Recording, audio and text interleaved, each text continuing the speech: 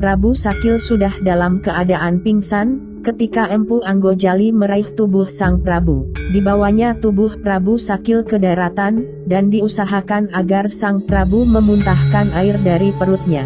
Dengan beribu pertanyaan dalam hati, Empu Anggojali terheran, kenapa manusia yang tegap penuh wibawa itu, celaka di lautan.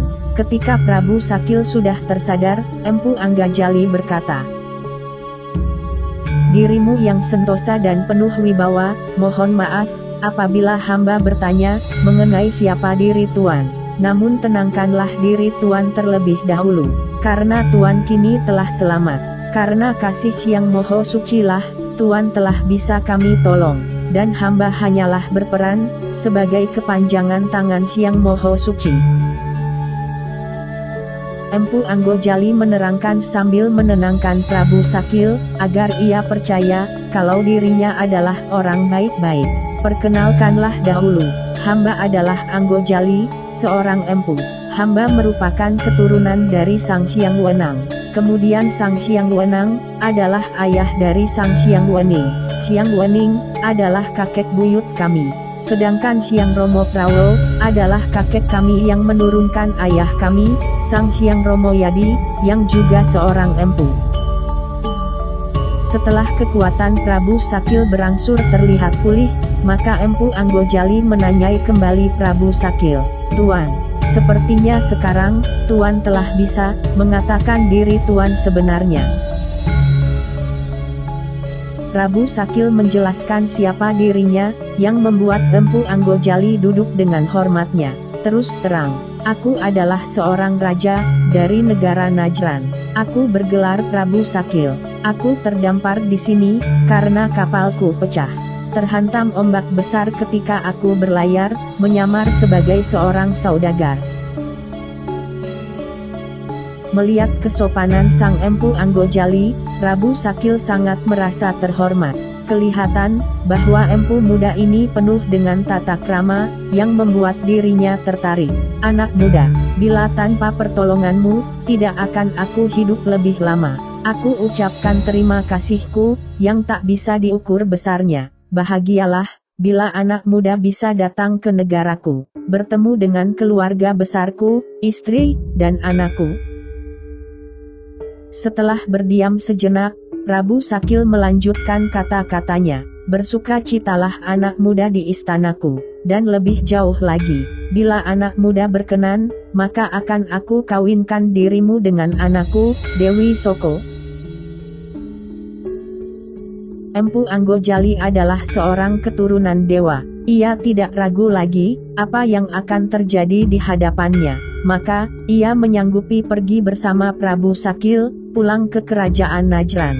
Dalam sekejap, keduanya mengarungi angkasa, dan tiba di dalam istana.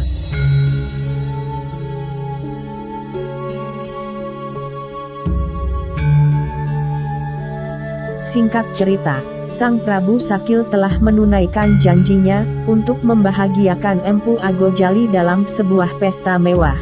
Satu lagi janji juga ditunaikan, menikahkan anak wanitanya, Gyah Soko, dengan Empu Anggojali. Tidak lama, sang Dewi Soko telah hamil. Ketika sudah mengandung 3 bulan, Empu Anggojali berpesan kepada ayah mertuanya, "Ayahanda, hamba akan pergi ke tanah Hindustan. Bila nanti lahir anak hamba laki-laki, berikan dia nama Sangkolo. Tetapi bila lahir perempuan, hamba serahkan ayah untuk memberi namanya. Hamba akan pulang ke tanah Hindustan. Tidak ada lain, karena hamba sedang menjalani tugas dari Hyang Jagatnoto, untuk menyelesaikan senjata-senjata para dewa. Bila hamba mengabaikan tugas itu, maka tidak pelak, hamba akan menerima murkanya." Ayah mertua, dan semua keluarganya, apalagi istri Empu Anggojali, sedemikian sedih bila terpisahkan. Tetapi, Prabu Sakil tahu apa yang menjadi tugas menantunya. Dengan berat hati, mereka mengantar kepergian Empu Anggojali. Diceritakan, Gyah Soko sudah hamil hingga bulan ke-22, tetapi si jabang bayi belum juga lahir. segala japa dan doa sudah diucapkan, serta segala usaha telah dilakukan. Tetapi semua tidak ada hasilnya. Hingga 2 bulan kemudianlah, Dewi Soko melahirkan bayi pria yang sangat tampan. Prabu Sakil mengikut pesan menantunya, memberikan nama Joko Sangkolo. Dewi Soko sangat mencintai anak satu-satunya, serta memang sangat tampan. Singkat cerita, Joko Sangkolo kini sudah berumur 12 tahun. Ia dikenal luas sebagai anak yang sangat menguasai kaprawiran. Tidak heran, karena ia masih terah dewa, dan ketambahan lagi, ia adalah cucu dari Raja Najran. Walaupun demikian, ia juga senang berguru kerohanian dengan para ulama. Kecerdasannya sedemikian berkembang, dengan ukuran umur yang sangat muda. Suatu hari, Joko Sangkolo menghadap ibunya. "Ibu, Ananda mohon maaf. Sudah menjadi kejadian yang umum, bahwa seseorang anak mempunyai ayah. Mohon ibu beritahu Ananda, siapakah ayah hamba?" Pertanyaan anak lelakinya, membuat si ibu meneteskan air mata. Terpikir akan suaminya, dan saat ini, mungkin yang paling tepat untuk memberitahu segala cerita masa lalunya, kepada anaknya. Joko Sangkolo sangat gembira serta puas, ketika sang ibu memberitahukan siapa ayahnya. Dewi Soko semakin dalam kesedihannya, ketika Joko Sangkolo mengutarakan maksudnya, untuk menyusul ayahnya. Bahkan, tubuhnya seperti terlolosi tulangnya. Akan tetapi, ia hanya bisa pasrah akan takdirnya. Sang Dewi hanya bisa berkata lemah, "Anakku, tidaklah aku mengatakan tega, kamu tinggalkan ibu. Tidak lain, ibu hanya membekalimu doa, agar keselamatan tetaplah ada pada dirimu. Matahari, angin, api, semoga semua menjaga keselamatanmu anakku." Setelah berpamitan, Joko Sangkolo keluar dari istana, dan terbang ke angkasa.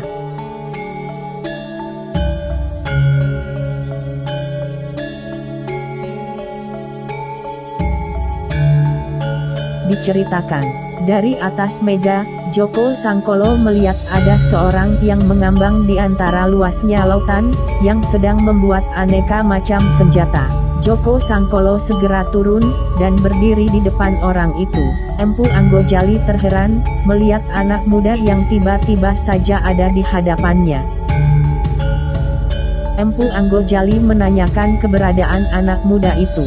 Ketika Joko Sangkolo menyebut namanya, Empu Anggojali segera mengenali anak muda itu, dan betapa ia bahagia. Tidak sabar lagi, dipeluknya anak muda itu.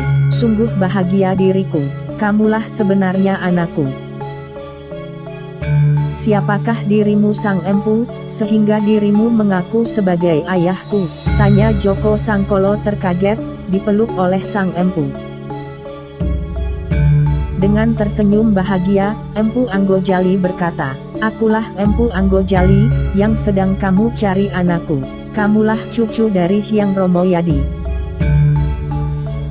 Bersimpuhlah Joko Sangkolo di hadapan Empu Anggojali.